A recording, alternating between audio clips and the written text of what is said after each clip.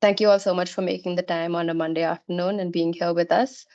I'd like to quickly start us off and introduce our speaker for today's Innovation Lunch and Learn. I'm sure many, if not all of you, already know her, Henrietta Curzon. Henrietta currently serves as the head of Service Design and Insight at Newham Council.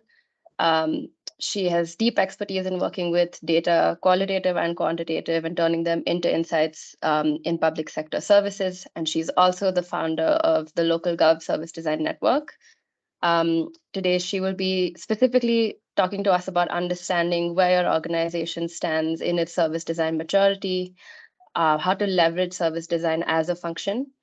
She'll be taking us through a very useful tool called the Local Gov Service Design Maturity Model, which was developed by a collaboration of council service designers facilitated by Newham Council. The way we're aiming for this session to go is Henrietta will be sharing her screen and presenting for the first half, and we'll have time for Q&A after. We encourage you that if you have questions to please feel free to type them in the chat and we can use them to get us started during the Q&A bit. Esther and I will be monitoring the chat and letting people in. So if you have questions, feel free to ping us there. And with that, I'm going to put myself on mute and hand over to Henrietta. Lovely. Thank you so much. So let's kick off. So as Andrew said, I'm going to be sharing the work that's recently been undertaken on developing a local government service design maturity model. So in this hour, I'm going to be explaining how we got here. I will walk through the maturity model, and then, as was said, I'll open up for any questions or reflections. If you do have any questions during the presentation, put them on the chat and I will answer them at the end. So let's just start off a little bit about me. As a child, I was always interested in crime and mysteries and working out who had done it. So it's no surprise that I joined the police. And I was working in intelligence to find missing persons, catch burglars, disrupt heroin traffickers. And in 2003, I went on to join and head up a joint unit, a crime disorder intelligence unit between the Met Police and Westminster City Council. So that was my introduction to local government. And then when Westminster City Council created a new change and transformation directorate, I joined that. And in 2011, I became the design lead. And since then, I've been using service design as my approach to change and transformation programs. So that's whether I've been in Westminster as part of the Public Service Transformation Network with 10 different local authorities that I work with as a consultant for Empower, and in my current role as Head of Service Design and Insight at Newham. So those of you who are good at maths, who have worked out that is 20 years in local government, which I celebrated last month, and 12 years in service design. So for a few of you who are new to service design is design of services. So it's an approach to change that designs new services or improves existing ones or components of services. And to a resident, a service is something that helps them to do the things they need to do or the things they want to achieve. So this means examining and improving every touch point or interaction they have and following that resident's journey kind of across our team boundaries. So service design is about aligning business processes and practices with what people want to do or achieve. It's about creating a good experience for residents and for staff and creating something that is sustainable for a council as well. And the term service design was coined by Lynn Shostak in 1982. So 40 years ago now. And Shostak proposed that organisations develop an understanding of how behind-the-scenes processes interact with each other and with customers or for us maybe residents. Hence it's often shown pictures as a theatre show, which I've got here. So you can see to the left-hand side, you've got that kind of interaction. That's where the theatre goers are kind of seeing the show on the stage. And that's the line of interaction between kind of staff and residents. But there's a lot that happens behind the stage as well for a theatre show to happen, whether it's the wardrobe team or you've got, you know, sort of your scenes going on there. And there's support processes for that as well, whether that's kind of deliveries or an IT system. So lots of physical artifacts as well that support that backstage to enable that front stage to happen, and for your theatre goers or your people who are using your services to be able to achieve what it is that they want to achieve. So just a couple of examples of recent service design activity that my team are doing. At the moment, we're designing a wraparound service to support people in temporary accommodation to improve their wellbeing. And we've just finished the redesign of the council's complaints resolution service to increase the timeliness and empathy of the responses. And obviously, that's just a very high level, perhaps, definition of service design. I'll go into service design mindset and processes kind of as we delve into the service design maturity model. So when I started at Newham, which was about 2 years ago now, service design was a fairly new approach, having transitioned from more of a continuous improvement approach to change. And one of my first challenges was to help the council, and especially senior managers, to understand what service design is. And I decided the best way to do this was through a maturity model. So it would be an interactive way so they could appreciate the key components of service design and how this looks within a local authority context. And then I realised I couldn't be the only one in this position. So I did a bit of a shout out on Twitter and LinkedIn for service designers in other councils to join me to create it. And I really saw this as an opportunity to open it up, get wider views, experience, skills on there, and to develop a model that can be created once, but then used many times across different councils. And as you can see, there was lots of interest. So I realised I was onto something. So what I'll be showing you has been developed by a collaboration of 6 local authorities, and we represent a number of different types and sizes of local authorities. So you can see there's a couple of county councils there, you've got city council, you've got 3 London boroughs. But what we realised we had in common is that we are relatively small teams that are trying to enact large-scale change in our organisations. And we all saw real value in defining a model of service design fundamentals that we could use to assess and develop our service design capabilities in our own councils.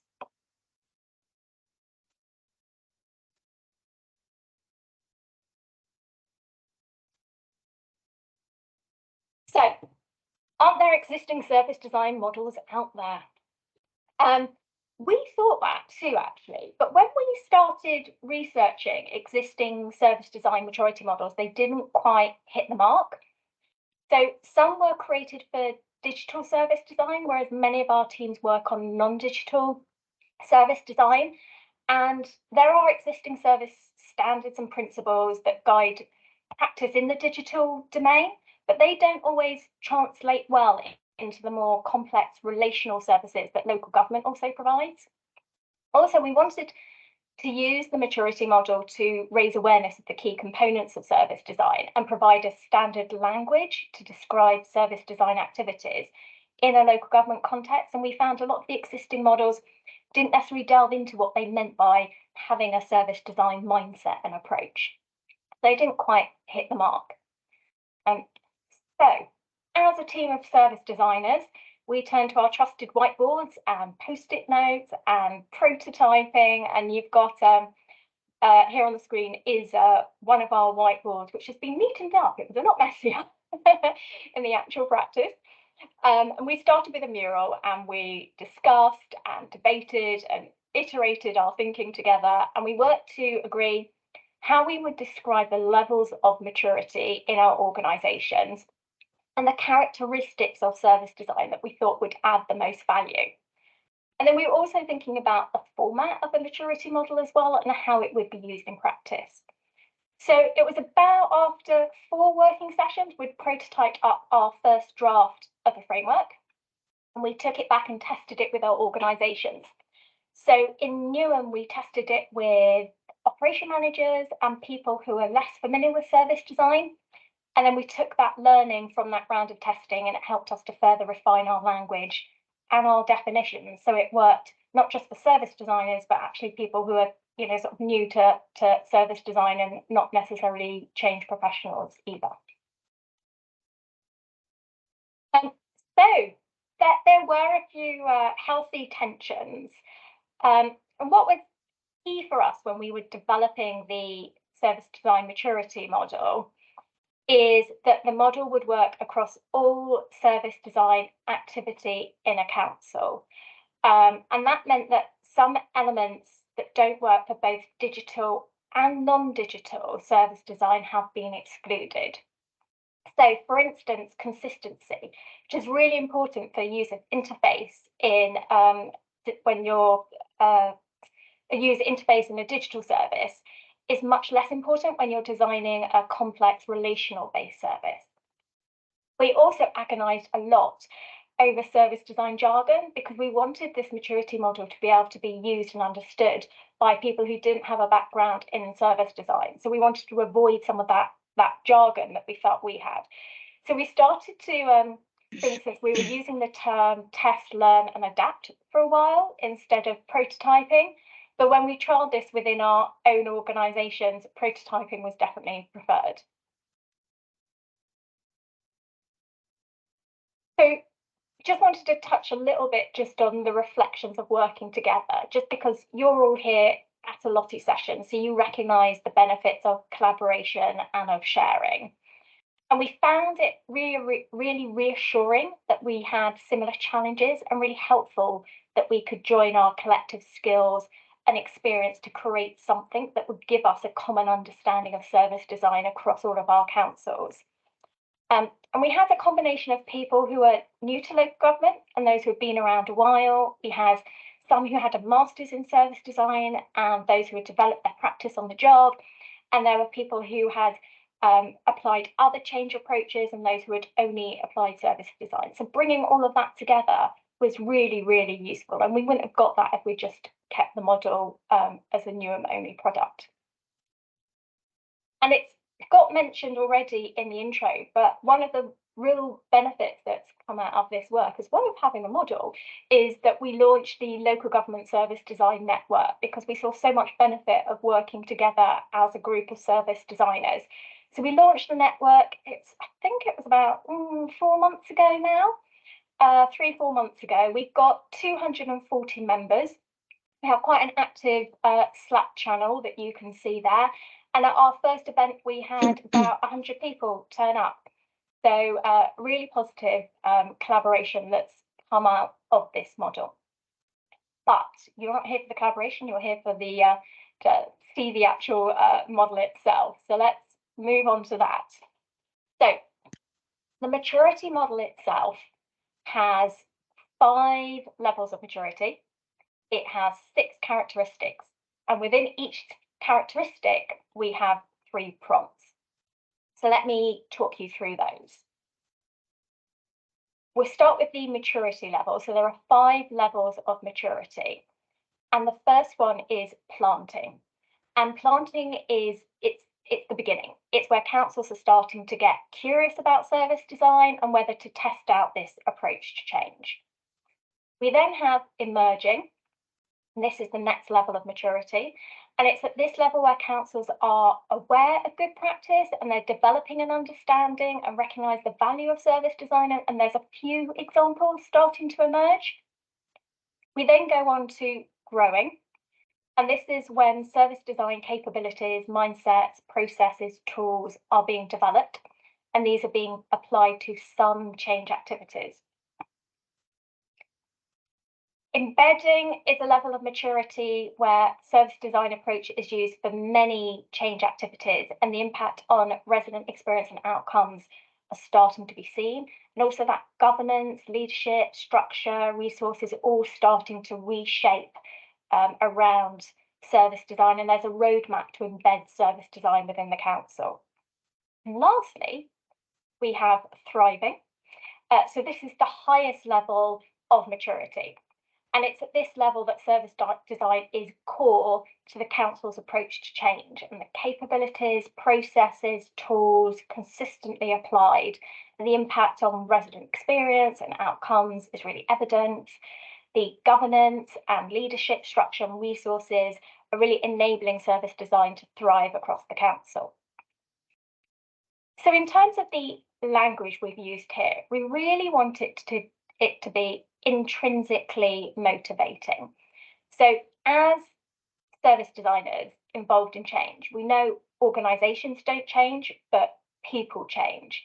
Hence, we wanted to appeal to people rather than using more organisational type terms that you often see in maturity models, such as standardised or integrated, optimised. So the language relates to nature imagery to reflect that maturity takes time to nurture and to grow. So just at this point, just want to do a quick poll, which is just going to be launched for you. And based on your understanding of service design, where would you assess your council's maturity on these levels? So is it okay if we can launch the poll, please? Fabulous. So do you think you're planting, emerging, growing, embedding, or thriving?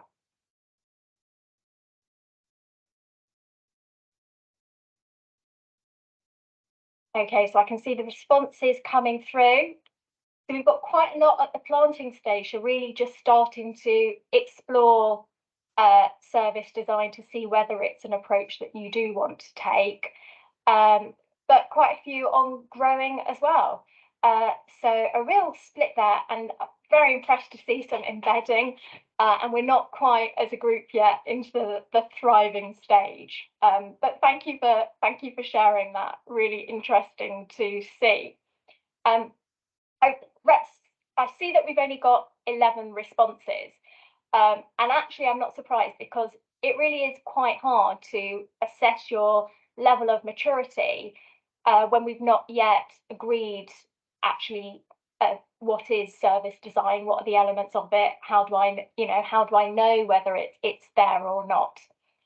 So that is the 6 characteristics which I'll move on to now.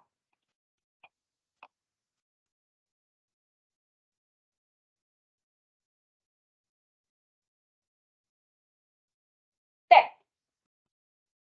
we call them characteristics because they're a mixture of mindsets, capabilities, ways of working. We start with people-focused outcomes, in that understanding people's needs to design the right thing is absolutely key for service design. The second one is co-design, that working in partnership with those who use and deliver the service to design the service right. That's another key characteristic of service design. The third one is prototyping. That's about testing concepts to learn, building on what works, and that helps us to avoid those costly mistakes. Then another key element of service design is being evidence informed, so making decisions based on the integration of quantitative and qualitative information to really improve resident outcomes. Then we have system awareness, which is about exploring the interconnected elements of the whole problem to avoid any unintended consequences on other parts of the system. And lastly, we have leadership endorsement. So this is about the governance and the structure and the resources enabling service design to thrive, so that we can produce lasting, sustainable change that really improves residents' lives. And these characteristics are distinct, but they are all connected. So things like people-focused outcomes and system awareness really help frame the co-design, and the co-design is used to inform and undertake the prototyping. Prototyping helps provide the learning for being evidence informed, and obviously the leadership endorsement really creates the conditions for all those characteristics to take place. So all connected, but all really important individual elements in their own right. So in the maturity model, we've also gone the next level down, and we've provided 3 prompts for each characteristic to really give a deeper understanding of what are those key elements of service design. And the prompts start with a principle. If we start looking at here, this is the co-design element, which I've said is about working in partnership with those who use and deliver the service to design the service right. And in terms of those prompts, the first one is services are designed with those involved with them. And after the prompt, what we have is a bit of an explanation of what that means for a council and that behavioural activities that you should expect to see. So with services designed with those involved with them, what that means is that people with lived experience and people with professional experience work together to define the problem, share ideas, and design the solution. Our second prompt for co-design is relationships to trust is built with the community. That's about having dedicated staff develop networks, and these are utilised to facilitate participation and create an environment where those honest conversations can take place. And then our third prompt around co-design is about people are treated as equal collaborators. So people's expertise is equally valued, barriers to participation are removed, and facilitators are confident in ways to engage participants and manage those healthy tensions. Now, obviously, it was really hard to get down to 3 prompts, and there's a lot more to co-design. But what we were trying to do here is get across some of those key elements rather than absolutely everything, so that senior managers got a really good idea of what the elements are within service design. Obviously, the example here of co-design, so they could actually do an assessment of where they felt their council was and where they wanted to be. I'll give you another example as well of the prototyping characteristic. Excuse me. So prototyping, we said, was about testing concepts to learn and build on what works so that we can avoid those costly mistakes. And the first prompt for prototyping is that services are tested to learn, adapt, and evaluate before implementation, so that they're tested by those who deliver them and those who use them, and each round of testing incorporates the learning from the previous iteration. So you're evolving into a detailed solution. And obviously that's quite challenging in some councils, that they want to get to sort of the complete solution straight away, and actually the concept of prototyping can be quite new to them. Then, in terms of prototyping, the second prompt is the ability to hold uncertainty and move forward. And that means that people need to be comfortable to sit temporarily with that ambiguity of testing a few concepts before actually converging on that best way forward. And then our last prompt around prototyping is that it's safe to experiment and to iterate. And that people accept experimenting means that you're generating concepts that may not actually work well at first, but the point is that you're learning from it to actually get to the most appropriate solution. So I'm not going to go through all 6 because then I will be taking up the whole hour, but hopefully those 2 give you an idea of the characteristics and the prompts that we have provided. What I will go on to show you, and you're not going to be able to read this, but it's the model itself on the left-hand side there. But what we have done is given some instructions in terms of how to use this model in a workshop format, which I'll just highlight here. So if you're going to be using the model to assess the maturity of service design in your council, the first thing you need to think about is whether you're assessing maturity of the team, the department, or the council, because you will get very different responses depending on what one it is that you actually really want to focus your attention on. Step 2 is then giving every participant the opportunity to do an individual assessment. And this means giving them 18 sticky dots, or however you like to do it, so that they can assess against each individual prompt where they feel that their team, department, or council is in terms of maturity level. And when we started prototyping this, actually we asked people to do an assessment against each of the 6 characteristics, but they wanted it the next level down. They wanted to do the 18 prompts, not the 6 characteristics.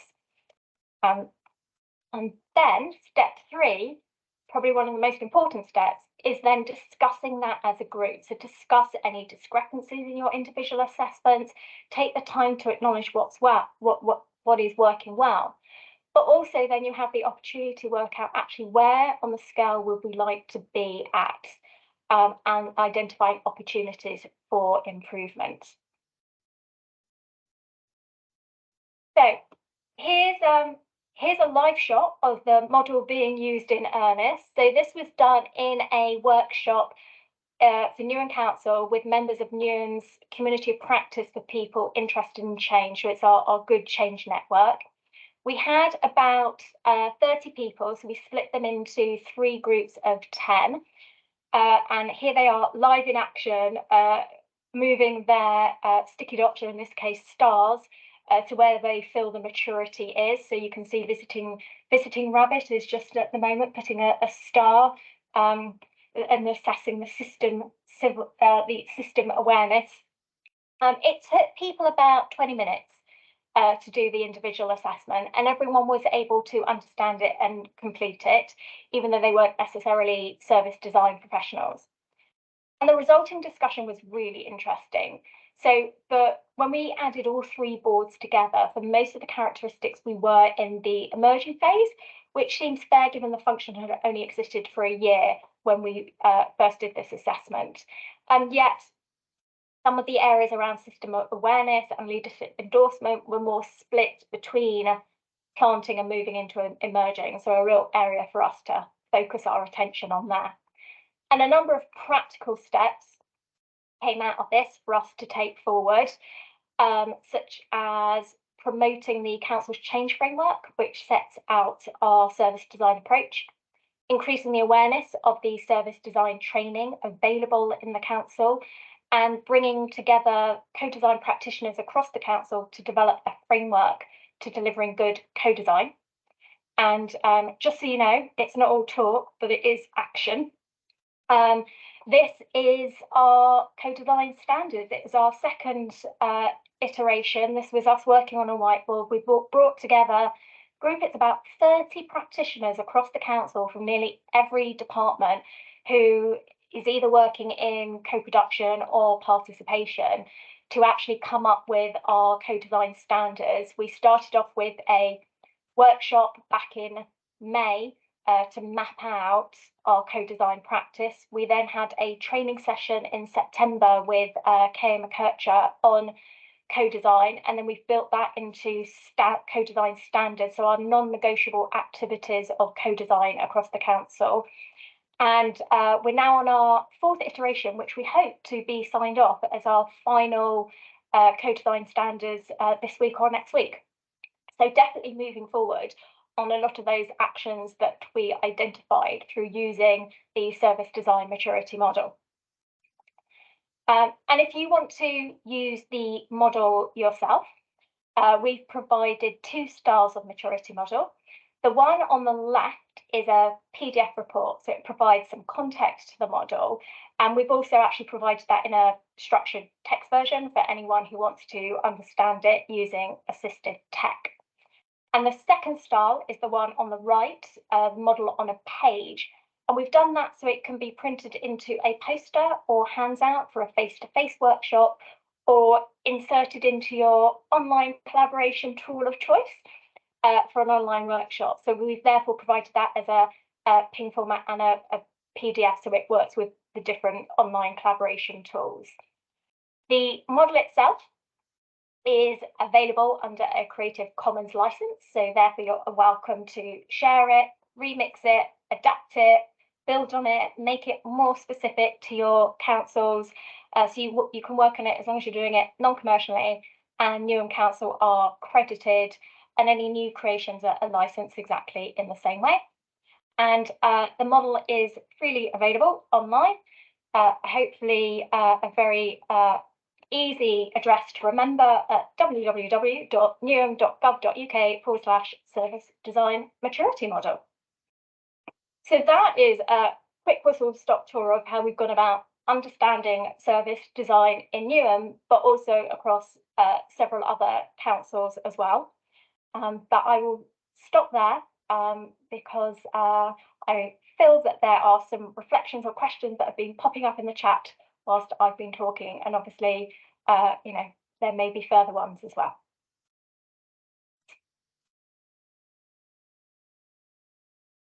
So, was there anything that came up in the chat that it would be good for me to look at?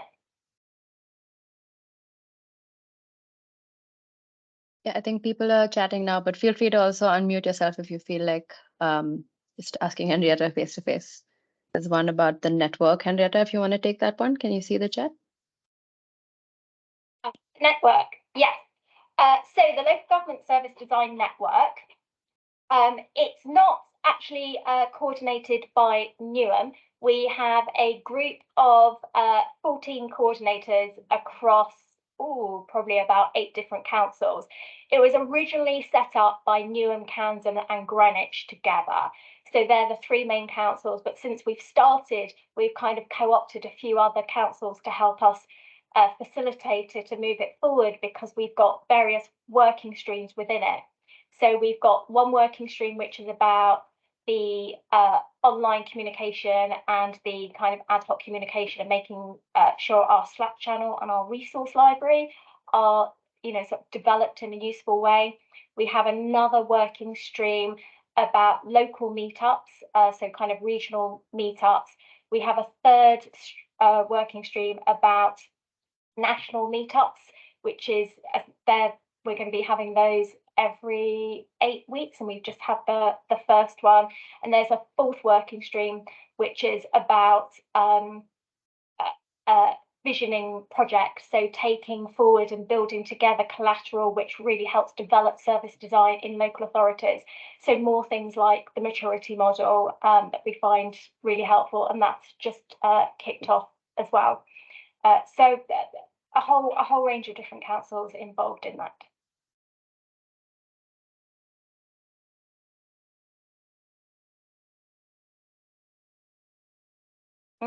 Yeah. Thanks. So I'm going to take Louise's question next. So Louise mentions new to service design at Islington. Welcome. I'm keen to understand where the value sits. What outcomes do you feel service design has delivered for Newham? So there's a lot of different values. I think firstly, because service design is so focused on people, I think that makes a real difference. Firstly, if we go back to the maturity model, that people-focused outcomes, so really understanding the problem or the issue from a person's perspective, whether whether that's staff or whether it's residents. So you're really understanding the issue before you're trying to fix it, so you're not going in the wrong direction, and that helps you guarantee that you're going to have an impact. I think the second huge value is about the co-design, and that you're doing it together with staff and with residents. And that means that you're going to be designing the right thing, but it also means that you've got the ownership and you've got the buy-in for the services that you're designing together.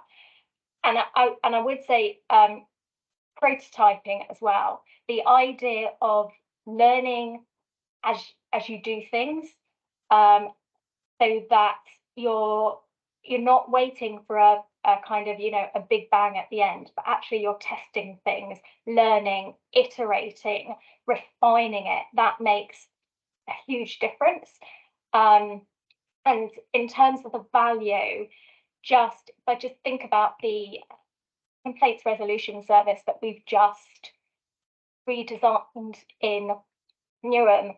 The complaints resolution service, we were getting a lot of demand, and therefore not being able to meet that demand. And there were also questions about the level of empathy in our resolution response letters.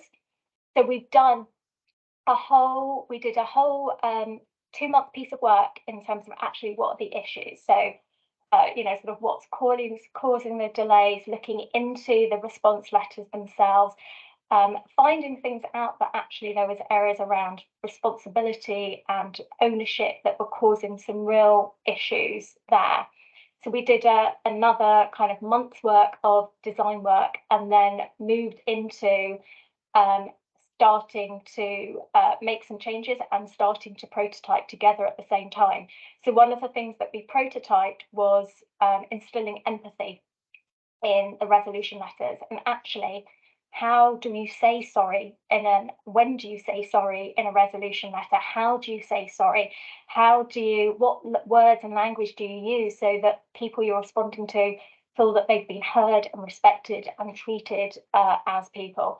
And we tested that out. We tested different versions. We tested it with residents. We tested it with staff until, everyone was comfortable with what we were doing. And then we came up with templates and guidance. And we've already had feedback from councillors saying that they have absolutely seen a difference in those resolutions letters. And staff are completely on board, and residents are on board, and now councillors are on board. So it's the buy-in, it's the getting it right that I think really shows the value of service design. But there might be other service designers out there who want to add into that as well.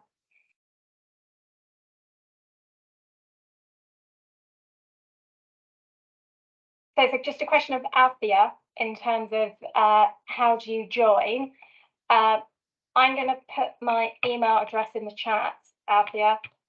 If you just email me, and then I can add you to the Local Government Service Design Slack channel, Local Government Service Design Network Slack channel.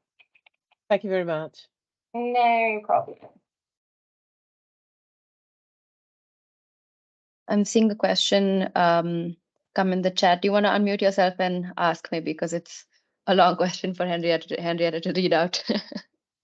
Yeah, sure. Hello, thank you so much for this. I've been following it since when you first launched on the local government network. So yeah, we actually tried it once with our team, but our team is very new and we kind of know that we're not mature yet. So we tried this out, and then it was very good for the reflection. However, we found it's kind of difficult because we quite different. We're not residents facing, so we work for the employees, so it's more internal. So there are some of the aspects that we don't know how to approach it, like for example in terms of the community, because we our user would be the employees within the councils. So yeah, just wondering if you have any suggestions on this that we could use it for our next workshop. Thank you. Yeah, so a couple of things there. One is, sort of how do you get to that resident experience when you're not close to the resident? In Newham, we actually have a co-production team, and it's their role to actually build those relationships and keep those relationships with different networks and different residents groups, so that when we do want to sort of co-design and work with residents, we as a council, we've got those relationships and we draw on those. So although my team doesn't hold them, we have connections with the people in the council who hold them, and sometimes that they may not working specifically with the residents that we're working with. So for instance, I mentioned right at the beginning, we've been doing some work about designing a wraparound service for people in temporary accommodation. So then it was working with the temporary accommodation team with them to actually reach out to residents who are living in temporary accommodation. So even though we don't have the connections ourselves, we kind of work out who has the connections and go through that.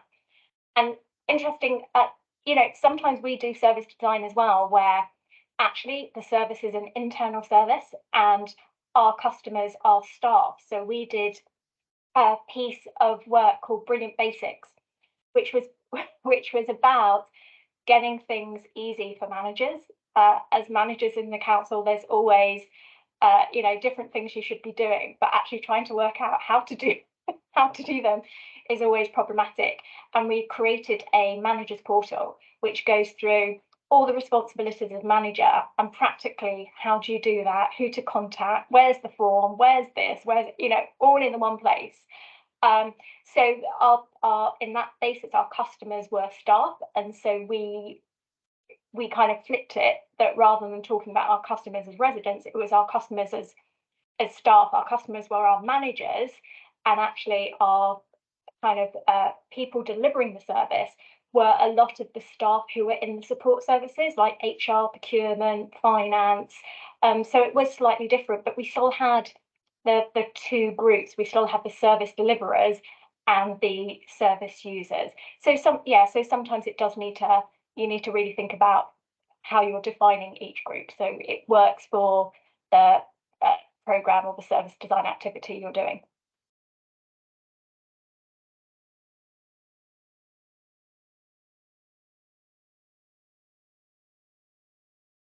Victoria, do you have a hand up? I do. Hi, I'm Victoria Blythe. I work at Lottie with Anjali on information governance, and I'd be really interested in talking to you about how you either already have done or could incorporate the information governance responsibilities. So things like where in the design process to begin doing your data protection impact assessment, or how to establish how you're going to let residents know about what you're going to do with their data before you do the resident engagement and consultation section. It's often something, information governance is often something that's left until the last minute, but I can already see spaces about how this would fit in your maturity model and the design process. Yeah, really good point, Victoria. And it should be, very close to the beginning actually, because, if I think I was doing some work in, let's say, adult social care front door, and changing the conversation at the front door, and how do we have those conversations to help people to help themselves. And sort of the first thing that we wanted to do was do some observations in the front door to really understand, well, what happens in the front door, and listen to phone calls. So already, like, day two, you're already looking into, sort of data protection and needing to work with consent, and, sort of making sure that we are getting consent beforehand. So it starts right at the beginning, because at the beginning, the first thing that you're doing is researching what the actual problem is, and at some point that is going to be involving the data. Yeah, the data, absolutely. So I think it definitely weaves throughout. If you think that one of the characteristics is about being evidence informed and using that qualitative and quantitative information to provide insights, as well as to sort of evaluate and understand your prototypes and the impact that you're having. It definitely is throughout, and it's interesting, we've not weaved it into the model, so it's a really good point for us to build on perhaps for the next iteration, but it's definitely weaved into our approach, I would say. Yeah. There's something I'm producing at the moment, which is guidance on incorporating information governance into system and process testing. So the like a list of questions you should ask to make sure that you're covering the IG side. So I might send that over to you for you to have a look. Yeah, lovely. That would be great. Thanks. Thank you. And Tim, you've got your hand up. Hi, Henry. Thanks for that. That was really, really valuable. Just thinking about kind of agile delivery, and you haven't used those words, but yeah, there's a link there. Could you just say something about the link between those two? Yeah, I will. You'll probably get different answers if you speak to different people there. Yeah. So my perspective is, I think service design works very well with agile as soon as you kind of hit the design and prototype stage, because that prototyping and the iteration works so well with an agile approach. Very similar, that what you're trying to do is at each time not sort of test something to learn, to build, to get to an ideal solution that you're not going to know excuse me, the first time you start testing. So it's kind of a very similar approach, and fits very well. Where I've personally struggled is the understanding the problem side of things. That when people have asked me, to do that from an agile perspective, I find that very difficult, because actually it's the combination of all the different research you've done. It's the combination of your case studies, your observations, your data analysis, your service safaris, you know, so interviews, surveys, that gives you your key insights. And sometimes trying to do key insights just from one of those activities is going to send you down the wrong path. So I kind of like to kind of keep the discovery slightly separate, actually, and once that's done, then get into more of a an agile framework. But that's me. That's my personal perspective, I would definitely say. There may be others here who have managed to make the discovery work in a more agile way as well. Thanks, Henry. No, that makes all sorts of sense. Yeah, it's kind of the upstream activities, and then you kind of get through that. And yeah, but I guess it's helping to realise the agile principles about putting the user at the heart of things. But that's kind of how you do it, and then you've got to go into delivery. So yeah, that's really helpful.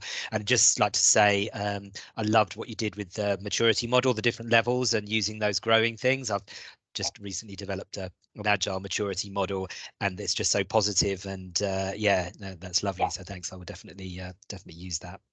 Thank you. Yeah, I found that the language has gone down well, to show that it's a journey, but also that it appeals to people, as I say, as opposed to that kind of optimized system, you know, sort of type of language. It really does appeal, and it appeals to people in the council who aren't in change roles as well, which has become quite effective. Like public health really respond well to that kind of language, you know. So yeah, it's been good. Thank you, Tim. Very much. Thank you.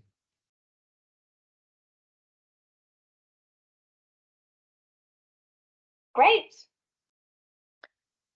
I think there was just yeah, I think just give people a few more times, but going by also the questions that came in the forms, I think there were a lot of questions, Henrietta, about proactiveness, where a lot of service design work in councils is very reactive, and all those kinds of projects are high on the priority list. I think one big question was like, with this maturity model, it's so well thought through. Is there a best sort of when to use it and how often to use it, and who leads its usage, especially maybe in teams or organizations that aren't that high with their service design maturity?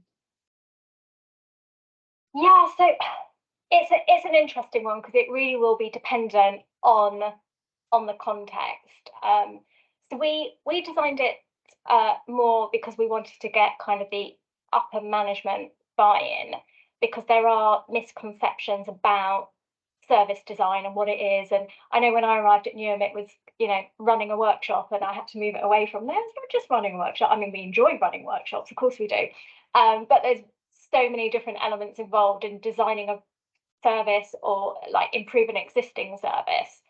So, I mean, in terms of using it, it is in that kind of discussion environment with senior leadership team to get them on board of what service design is, where you're at, and how far they actually want to go. Because I think, you know, not every council is going to get to thriving, and maybe it may not be appropriate for every council to get to thriving, but at least having an understanding and making a conscious decision of, you know, sort of where the council wants to get with its service design will, I think, definitely help move things forward. As I said, in Newham, we also did it with our Good Change Network, because we wanted everyone interested in service design, in change, to be aware of it and to help us form an action plan. And it's the combination of CLT, understanding of the action plan, which really helps you drive forward. We haven't redone the model, redone the assessment against the maturity model yet to see how far we've gone, but that will be our next step. So we're probably using it kind of, I would say once a year, to show how far our maturity has changed. But you know, I think it really depends on the context of the council, to how often you're using it, and also how mature you want to get, and when you want to, and how quickly you want to go on that journey as well. Thanks so much, Henrietta. I don't see more questions coming into the chat, so I think if you do have questions that you think of that come up later, please feel free to write to us. I'm offering up Henrietta's email. She's put it in the chat, so please feel free to reach out to her as well. But thank you all for joining us this afternoon. Thank you so much for Henrietta for walking us through this really well done session. We will send recordings soon, and I hope everyone has a good last few weeks before hopefully some holiday time. Lovely. Thank you everyone for joining. Thanks, everyone. Thanks very much. Bye.